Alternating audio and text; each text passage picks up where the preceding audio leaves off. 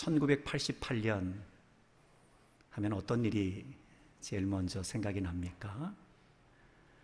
1988년 하면 단연 으뜸으로 생각나는 것은 88 서울 올림픽이죠.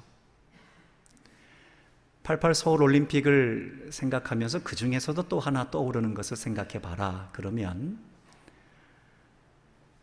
아무도 없는 조용한 운동장 한복판에 한 소년이 굴렁쇠를 굴리고 가는 그 모습이 아마 여러분들 기억에 남아 있을 겁니다. 과연 이 올림픽 개막식에서 이런 일들이 가능할까? 우리가 흔히 생각하는 올림픽 개막식은 아주 멋진 공연이나 그리고 화려한 이벤트가 사실은 올림픽 개막식에서의 백미지요. 그런데 올림픽 개막식임에도 불구하고 아주 조용하게 그저 조용한 소리 하나에 불빛 하나 밝혀서 굴렁쇠를 굴리고 오는 그 소년의 모습을 보면서 많은 사람들이 놀랐습니다. 아니 저게 올림픽 개막식의 이벤트란 말인가? 놀란 사람들이 상당히 많이 있지요.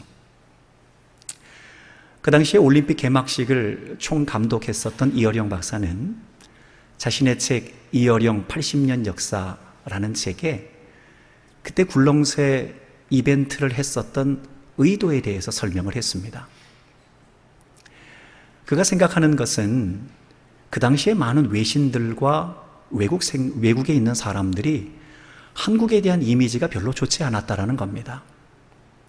그러니까 한국 하면 한국 전쟁 이후에 언제나 가난하고 불쌍한 나라, 그리고 한국을 생각하면 늘 포스터에 회자되는 그림이 뭐였냐면 누더기를 걸치고 있는 고아의 아이들, 그리고 삐쩍 마르고 떼국물이 죽죽 흐르고 있는 가난하고 불쌍한 아이들의 사진이 한국을 대표하는 상징이었습니다. 그러다 보니 이어령 박사는 그것을 좀 바꿔버리고 싶었답니다. 한국에 대한 이미지를 좀 바꾸고 싶은 마음이 있었던 거지요. 어떻게 하면 좋을까라고 생각을 하다가 그게 생각한 것이 한 어린아이를 먼저 정하는 것이었습니다. 그러면 언제 태어난 아이를 정하느냐라고 생각하는 중에 올림픽을 준비하는 1981년도 올림픽 개최지를 알렸었던 후안 안토니오 사마란치 올림픽 준비위원장이 세울이라고 이야기를 했었던 1981년도에 태어난 아이 하나를 정하게 되었죠. 그래서 그렇게 해서 선택된 학생이 윤태웅 군이었습니다. 그 윤태웅 군을 열심히 훈련을 시켜서 굴렁쇠를 굴리도록 훈련을 시켰던 거죠. 그러면서 이 박사가 보여주기를 원했던 것은 분명했습니다. 우리나라의 높은 경제 성장으로 올라가 있는 빌딩을 보여주는 것도 아니고 눈부신 경제 발전을 보여주려고 했던 것도 아니고 그리고 멋지게 만들어진 운동장을 세계 사람들에게 보여주려고 했던 것도 아니라 봐라, 당신들이 가난하고 불쌍하다고 생각하는 한국의 어린 아이들이 저렇게 건강한 모습으로 자라고 있다라는 생명력을 세계 가운데 보여주기를 원했던 것이지요. 그래서 이제 더 이상 한국은 가난한 나라요, 불쌍한 나라가 아니라 한국은 이처럼 건강한 어린 자녀들이 자라고 있는 새로운 생명력의 나라요, 새로운 가능성의 나라다라는 것을 이 박사는 그 짧은 퍼포먼스를 통해서 세계인들에게 보여주기를 원했던 것입니다. 여러분, 이 이벤트는 적중했습니다. 올림픽 이후에 세계 많은 사람들이 한국을 주목하기 시작했습니다. 그러면서 한강의 기적이라고 이야기를 했지요. 그리고 이제 더 이상 한국은 가난한 나라가 아니라 한강의 기적으로 새로운 가능성의 나라로 세계인들의 생각 가운데 박히게 되었습니다. 사람들의 생각이 달라지게 되었지요. 한 사람의 생각으로 인하여 세계 사람들이 한국을 바라보는 시선이 바뀌게 되었던 겁니다. 한 사람이 중요합니다. 여러분, 그런데 한 사람이 중요한데 어떠한 한 사람이 중요하냐면 그 한 사람이 어떤 생각을 품고 있느냐 하는 것이 매우 중요하다는 것입니다. 만약에 그 한 사람이 욕망을 품고 있다면 그 한 사람 욕망을 품고 있는 사람 때문에 그가 속해 있는 공동체나 사회는 매우 어려운 상황에 놓일 수 있습니다. 그러나 만약에 한 사람이 희망을 품고 있다면 그 희망을 품고 있는 한 사람 때문에 그가 속한 공동체나 사회는 전혀 다른 가능성을 발견할 수 있다는 것이죠. 자, 여러분, 그렇다면 여러분들은 어떤 마음을 품고 일생을 살아가고 계십니까? 오늘 두 가지로 제가 말씀을 드렸지만 과연 우리는 욕망을 품은 채 우리의 공동체와 사회를 힘들게 어렵게 하면서 살아가고 있습니까? 아니면 우리는 희망을 품고 우리가 살아가고 있는 공동체와 사회 안에 또 다른 가능성을 주면서 살아가고 있습니까? 우리에게 한번 질문을 던져봐야 됩니다. 성경에 보면 욕망으로 대표되는 사람이 나옵니다. 그 사람이 바로 아간입니다. 여러분, 아간에 대해서 우리는 지난 수요일 지도로 만나는 성경을 통해서 아간이 어떤 사람인지에 대해서 익히 배웠습니다. 여러분, 아간은 굉장히 그의 욕망에 충실했던 사람이었습니다. 그가 속한 이스라엘 공동체나 그가 속한 이스라엘 사회가 어떻게 되든지 별로 신경 쓰지 않고 아주 개인의 욕망에 충실했던 사람이 바로 아간이었습니다. 그렇기에 하나님께서 이스라엘 백성들을 향해서 여리고성을 무너뜨린 이후에 너희들은 그 여리고성 안에 있는 어떤 노략물도 취하지 말라라고 말씀을 하셨지만 그는 그의 욕망에 사로잡혀서 여리고성 안에 있는 노략물을 취하게 되었습니다. 그러다 보니 결국 그의 욕망으로 인하여 이스라엘 사회가 어려운 공경에 빠지게 되었지요. 거기에 대해서 여호수아 7장 1절 말씀은 이와 같이 증언하고 있습니다. 우리 함께 읽습니다. 시작. 이스라엘 자손들이 온전히 바친 물건으로 말미암아 범죄하였으니 이는 유다 지파 세라의 증손 삽디의 손자 갈미의 아들 아간이 온전히 바친 물건을 가졌음이라. 여호와께서 이스라엘 자손들에게 진노하시니라. 한 사람 아간의 욕망으로 인하여 결국 이스라엘 공동체와 사회가 어려움에 빠지게 되는 일이 생기게 되었지요. 한 사람의 욕망 때문입니다. 여러분, 그런데 우리가 살아가고 있는 이 시대도 아간이 품고 있었던 욕망으로 공동체와 사회가 어려움에 빠졌던 것처럼 우리가 살아가고 있는 이 시대도 한 사람 한 사람의 욕망으로 인해 우리의 공동체나 사회가 굉장히 어려운 상황에 처하고 있습니다. 지난 2021년 4월에 한 통계업체 조사에 따르면 국민들을 대상으로 설문조사를 했답니다. 어떤 설문조사를 했냐면 당신이 생각하기에 우리나라는 착한 사람이 잘 사는 사회인 것 같습니까? 아니면 못된 사람이 잘 사는 사회인 것 같습니까? 라고 질문을 했답니다. 여러분들은 어떻게 생각하세요? 우리나라는 착한 사람이 잘 사는 사회입니까? 못된 사람이 잘 사는 사회 같습니까? 예, 대답 안 하실 줄 알았습니다. 일부에서는 못된 사람요 라고 이야기를 하시더라고요. 여러분, 우리가 어느 정도 암묵적으로 동의하듯이 안타깝게도 우리가 살아가고 있는 지금 이 시대의 분위기는 착한 사람이 잘 사는 사회이기보다는 못된 사람들이 잘 사는 사회를 살아가는 것 같습니다. 거기에 대해서 국민들 74%가 그렇다라고 이야기를 했답니다. 더군다나 20대 청년들을 대상으로 해서 물어보니 청년들 중에 89%, 그러니까 약 90%에 해당하는 20대 청년들이 지금 못된 사람들이 잘 살고 있는 불합리한 사회입니다 라고 이야기를 했답니다. 그러니까 지금 못된 사람들이 자신의 욕망으로 저렇게 잘 먹고 잘 살고 있으니 우리도 우리 마음대로 내 욕망대로 살아가야 되겠습니다. 나도 모르겠습니다 라고 이야기하는 시대가 우리의 시대가 되어버렸다는 것이지요. 자, 여러분, 그렇다면 우리에게 한번 질문을 던져봐야 됩니다. 그러면 이런 시대를 우리가 살아가고 있다면 믿지 않는 사람들은 자신의 욕망에 따라서 공동체에 어떻게 되든 사회에 어떻게 되든 내 욕망대로 내가 마음대로 살아가겠습니다 이야기하는 것, 그렇게 할 수 있겠다 생각을 하지만 과연 예수님을 믿는 우리 믿음의 사람들에게도 그러한 모습들이 똑같이 보여져야 될까요? 여러분, 믿지 않는 사람들이 욕망에 따라서 움직일 때에 우리 믿는, 예수님을 믿는 사람들도 똑같이 분노하고 똑같이 욕망을 가지고 너가 한 대로 내가 갚아주겠다, 악을 악으로 갚으면서 살아가는 것이 과연 우리 믿는 사람들의 올바르고 바람직한 태도일까요? 과연 예수님께서 우리를 위해서 십자가에 달려 죽으신 이유가 무엇일까요? 과연 세상의 사람들과 똑같이 너희들도 욕망대로 살아가라, 너희들도 악을 악으로 갚고 다른 사람들이 너를 때리면 너도 똑같이 때려주고 더 때려줘라 라고 우리에게 말씀하시기 위해 예수님께서 십자가에 달려 죽으셨을까요? 그렇지 않다라는 겁니다. 여러분, 안타깝게도 우리 믿음의 사람들에게 원하시는 것은 그것이 아닙니다. 우리 예수님께서 말씀을 하시고 그리고 사도 바울을 통해서 하나님께서 말씀하시는 것은 무엇이냐면, 우리가 살아가고 있는 삶의 모습은 보여지는 것이 전부가 아니라는 겁니다. 그러니까 우리의 싸움은 눈에 보이는 싸움이 아니라 눈에 보이지 않는 영적인 싸움이 우리 안에 있다라는 겁니다.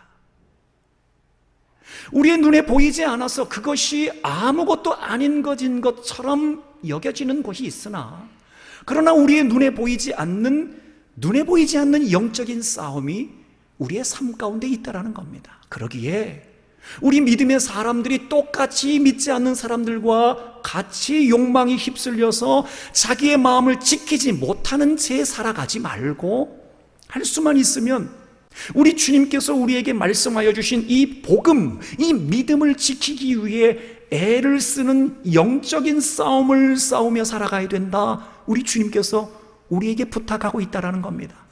그러게 할 수만 있으면 하나님의 전신 갑주를 입고 하늘의 영적인 권세, 하늘의 이 공중 권세를 잡고 있는 원수마귀 사단에게 대항할 수 있는 성령의 전신 갑주를 입어야 된다고 우리에게 부탁하고 있다라는 것이지요.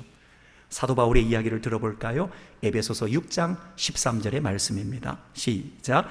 그러므로 하나님의 전신갑주를 취하라. 이는 악한 날에 너희가 능히 대적하고 모든 일을 행한 후에 서기 위함이라. 악한 날에, 욕망으로 가득한 악한 날에 능히 대적하고 든든히 서기 위한 믿음의 사람들의 자세는 바로 하나님의 영적인 성령의 전신갑주를 입어야 한다는 것이지요. 그렇게 사랑하는 여러분, 우리가 할 수만 있으면 이 욕망으로 뒤덮여진 이 사회 안에 믿는 사람답게 살아가기 위해 성령의 전신갑주를 입읍시다. 그래서 우리의 하나님의 진리의 말씀으로 허리띠를 띨시다. 그리고 우리의 발은 주님께서 우리에게 말씀하여 주시는 복음의 신발을 신읍시다. 그리고 우리의 머리로는 예수 그리스도를 통해서 우리에게 주신 구원의 투구를 씁시다. 그리고 어떤 영적인 공격 가운데도 막아낼 수 있는 믿음의 방패를 듭시다. 그리고 우리가 방어하는 것에만 끝나는 것이 아니라 하나님의 성령의 말씀의 검을 가지고 담대하게 이겨낼 수 있는, 욕망 앞에서 똑같이 욕망으로 되갚아주는 세상의 사람들과 같지 않고 오히려 하나님의 전신갑주를 입고 승리하는 진정한 믿음의 사람들이 다 되실 수 있기를 우리 주님의 이름으로 간절히 축원합니다. 욕망으로 대표되는 사람은 아간이라고 말씀을 드렸습니다. 그에 반해서 희망으로 대표되는 사람이 있습니다. 그 사람이 누굴까요? 바로 오늘 본문에 등장하는 다윗입니다. 여러분, 그러나 오늘 다윗이 희망을 말해야 되는데, 그런데 지금 다윗이 놓여져 있는 삶의 상황은 희망을 말할 수 있는 상황이 아닙니다. 지금 이스라엘 군과 블레셋 군이 양쪽에 대치하고 있는 싸움의 상황입니다. 그런데 블레셋을 대표하는 골리앗이라는 큰 장수가 나왔습니다. 그러나 이스라엘에는 이 골리앗이라는 장수가 나오자 이스라엘은 골리앗을 보면 모두가 다 벌벌 떨었지요. 이스라엘 군인들 중에서는 골리앗을 대적할 만한 군인이 한 명도 나타나지 않았습니다. 그러다가 마침내 나온 한 사람이 있었습니다. 그 사람이 누구였습니까? 바로 다윗이었습니다. 그런데 그냥 다윗이 아니라 아버지의 심부름으로 형들을 찾아온 다윗이었습니다. 여러분, 그러니까 준비된 군인이 아니었다라는 겁니다. 여러분, 골리앗은 어땠습니까? 골리앗은 어려서부터 훈련된 군인 중의 군인이었습니다. 그런데 다윗은 어쩌다가 보니 전장에 찾아온 양치기 목동이었습니다. 객관적인 전력에서도 굉장히 차이가 납니다. 골리앗은 키가 얼마나 됐다고 하냐면 2m 90이나 됐다고 합니다. 그리고 그 당시에 골리앗이 입고 있었던 갑옷은 그 당시에 최첨단 소재인 청동으로 만든 갑옷이었습니다. 어떤 칼도 뚫어낼 수 없을 만큼의 아주 강한 성분을 갖고 있는 청동으로 만든 갑옷을 입고 있었지요. 그러나 다윗은 평상복을 입고 있었습니다. 그리고 그가 들고 있었던 무기는 막대기와 물매가 전부였습니다.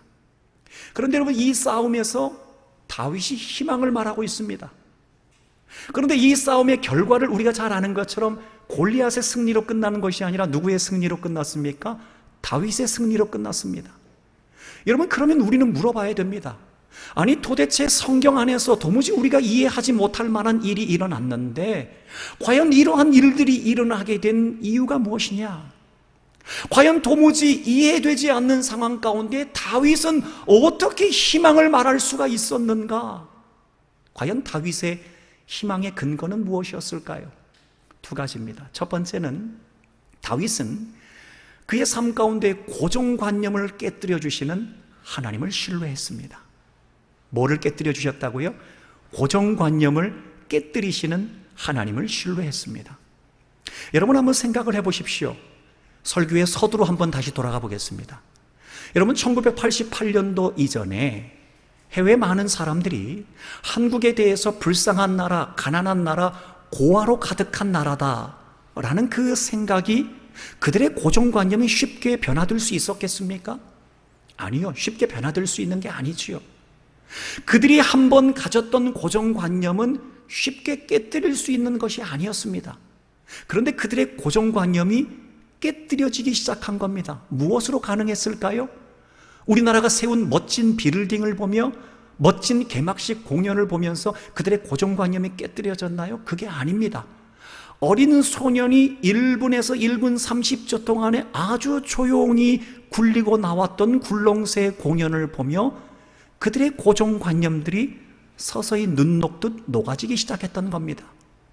우리의 이성과 우리의 합리적인 생각으로는 도무지 어떻게 저런 일들이 가능할까라고 생각을 하지만 아주 작고 조용한 퍼포먼스였지만 그것을 통해 세계인들의 마음 가운데 굳어져 있었던 고정관념들이 서서히 풀려나가기 시작했다라는 겁니다. 여러분, 다윗을 통해서 역사하셨던 하나님의 역사는 마치 이와 같았습니다. 다윗은 매 순간마다 하나님께서 그의 삶 가운데 역사하시고 도와주시는 하나님의 은혜를 경험했습니다. 그는 순간순간마다 그의 고정관념들이 깨어지는 하나님의 역사를 경험한 겁니다. 여러분, 말씀드린 것처럼 다윗은 목자였습니다. 양치기였습니다. 양을 치는 사람이었습니다. 그런데 양을 치는 상황에서 사자와 곰이 나타나서 양을 물어가는 일들이 있었다라는 겁니다. 그러면 다윗은 평소 같으면 이제 저 양은 끝났구나, 이제 저 양은 죽었구나, 내가 포기해야 되겠구나, 그것이 합리적인 생각이었습니다. 그런데 그때마다 다윗의 마음을 감쌌던 하나님의 임재가 있었다라는 겁니다. 전혀 예상하지 못하게 조용히 그를 감싸고 그를 둘러 진쳐주시는 하나님의 놀라운 감동의 하나님의 신의 역사가 다윗 가운데 임했다라는 겁니다. 그런 가운데 다윗의 마음 가운데 찾아왔던 것은 바로 용기와 담대함이었습니다. 어디서부터 이런 용기와 담대함이 왔는지 알 수 없는데 그 소년, 어리고 약하고 여린 그 다윗은 하나님의 신에 감동되어 용기와 담대함을 가지고 사자와 곰 앞으로 나아갔던 겁니다. 그때마다 하나님께서 사자와 곰을 물리쳐 주시는 하나님의 능력의 손길을 경험했던 겁니다.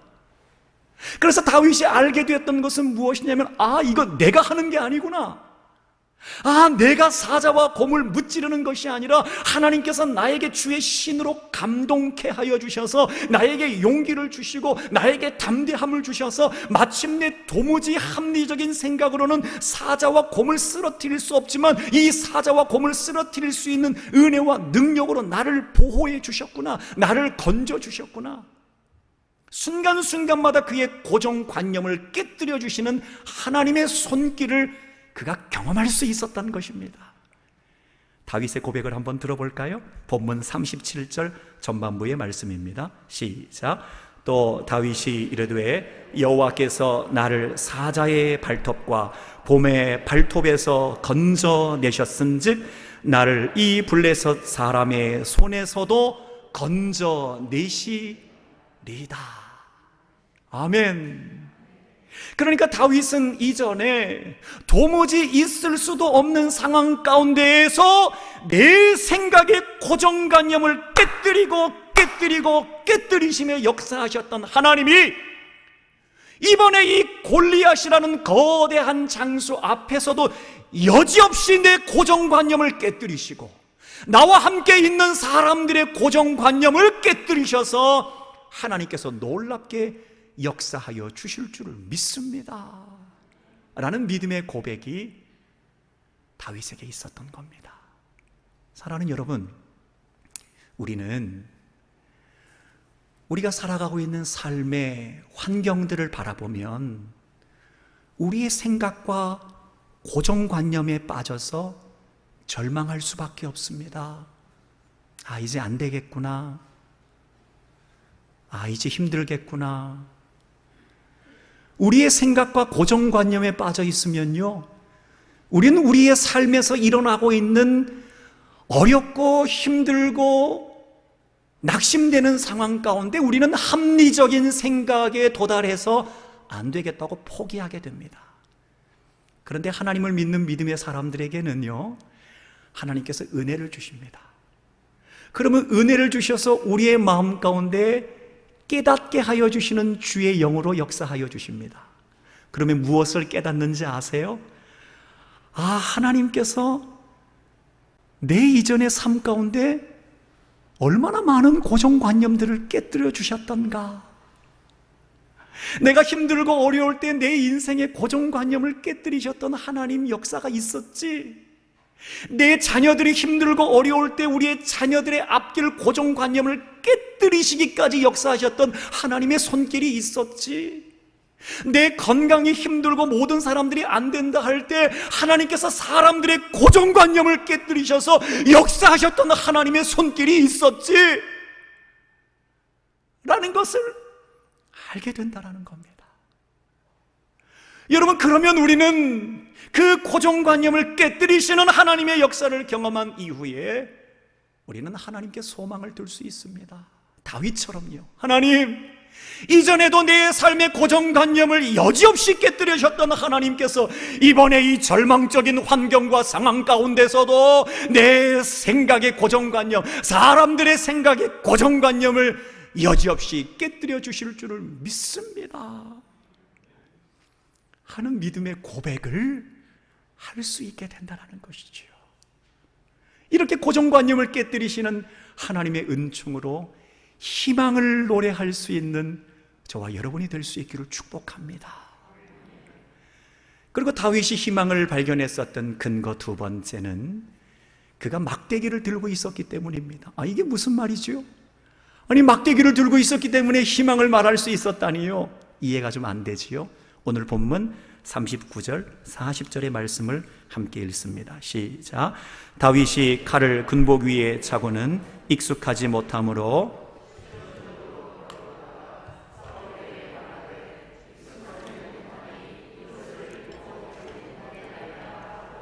곧 벗고 손에 막대기를 가지고 손에 물매를 가지고 블레셋 사람에게로 나아가니라.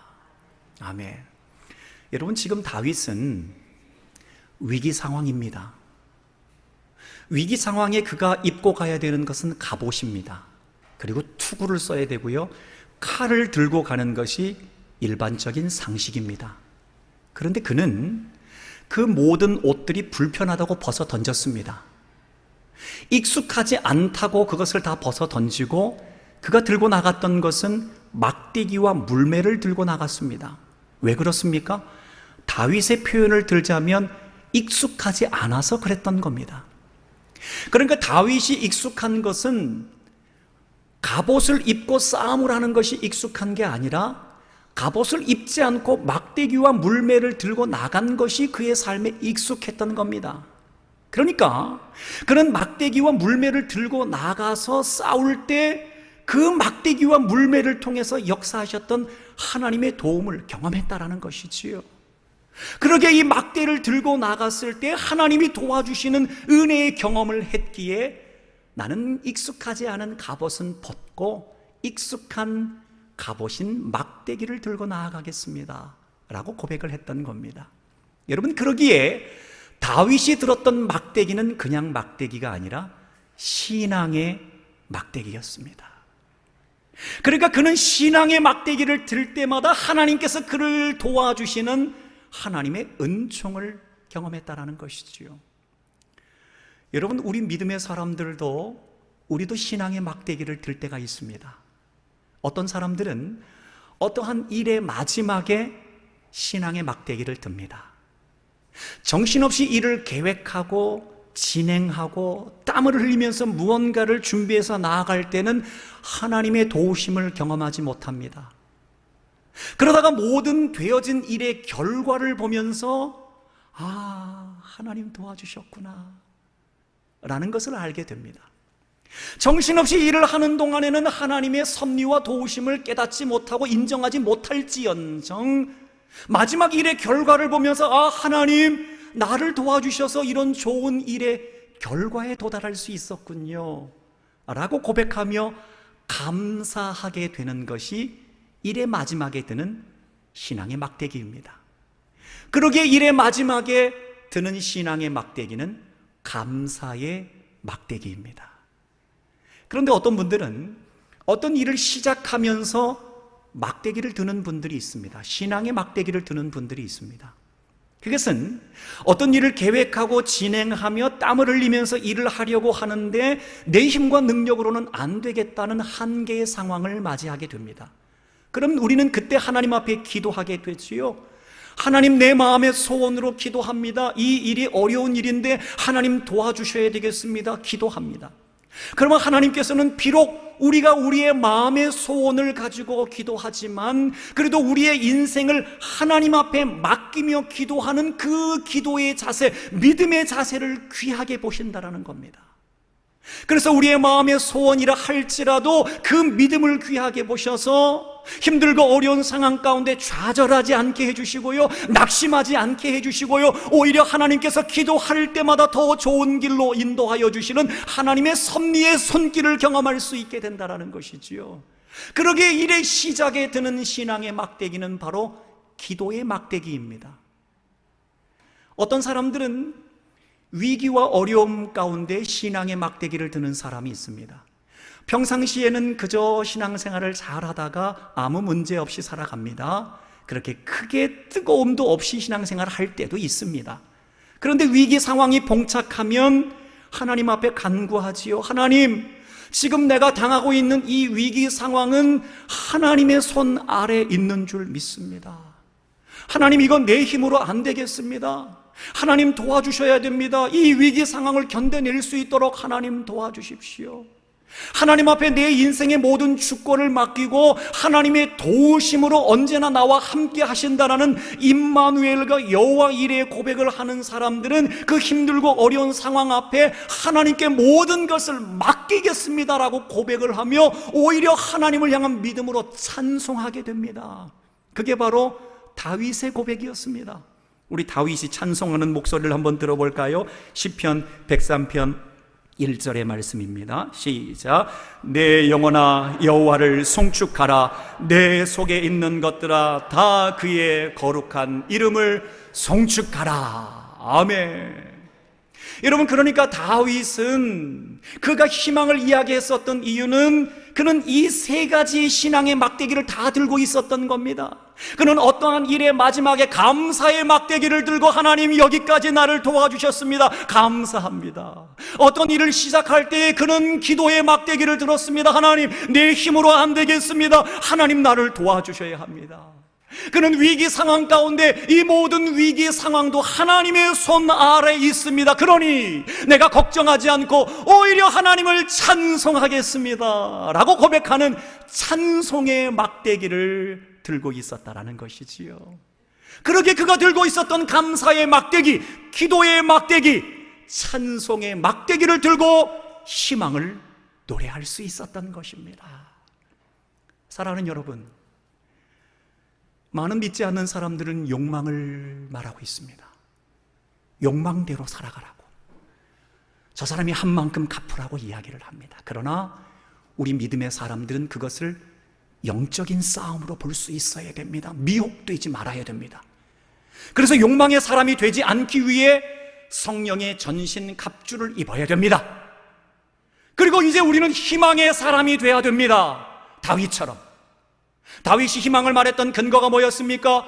우리 하나님께서 내 고정관념을 깨뜨리시고 하나님께서 우리의 삶 가운데 역사하여 주실 줄을 믿습니다. 우리가 힘들고 어렵지만 감사의 막대기를 들고, 기도의 막대기를 들고, 찬송의 막대기를 들 때마다 우리 하나님께서 희망을 노래하게 하여 주시는 놀라운 은혜로 우리의 삶을 친히 인도하여 주실 줄을 믿습니다.